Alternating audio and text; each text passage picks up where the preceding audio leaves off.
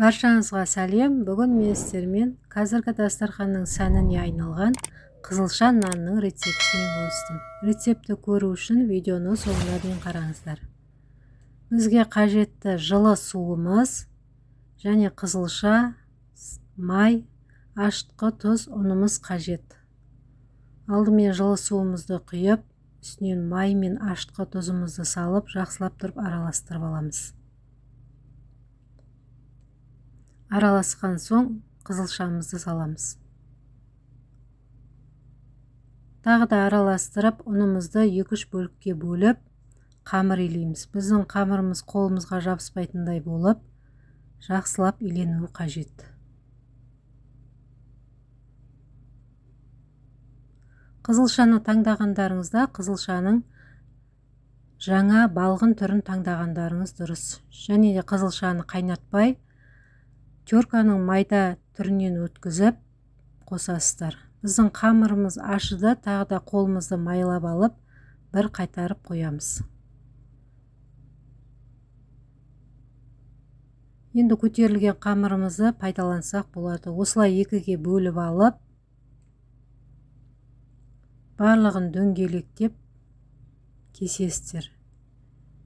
Мен барлық нандарымды 80 граммнан өлшеп алдым. Барлығын бір келкі қылып өлшеп алсаңыздар, біздің нандарымыз әдемі болып шығады. Толық рецепті төменге қалдыратын боламын. Осылай дөңгелектеп тапамызға саламыз. Тағы да 10 минутқа көтерілуге қоямыз. Қалған нанымнан осылай ортасына май жағып, рулет сияқты орап, батон нан жасадым. Қызылшаның пайдасын айтпасам да, өздеріңіз білесіздер, өте керемет. Дастарханға бұл күйдің бауырсақтың қасына қойсаңыздар, дастарханда әдемі ерекше болып тұрады.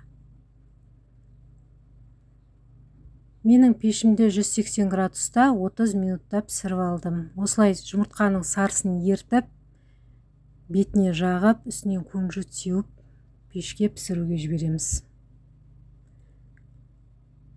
Менің арнама жазылмаған болсаңыз, менің арнама жазылып, мені қолдап өтіңіздер. Алдағы уақытта ерекше рецепттермен бөлісетін боламын. Біздің нанымыз пісті, өте керемет, өте дәмі ерекше болып шығады. Сіздерге ортасын кесіп көрсетейін. Ортасы да керемет, әдемі болып тұрады. Сіздер де жасап көріңіздер. Менімен бірге болыңыздар. Назарларыңызға рахмет. Ас болсын.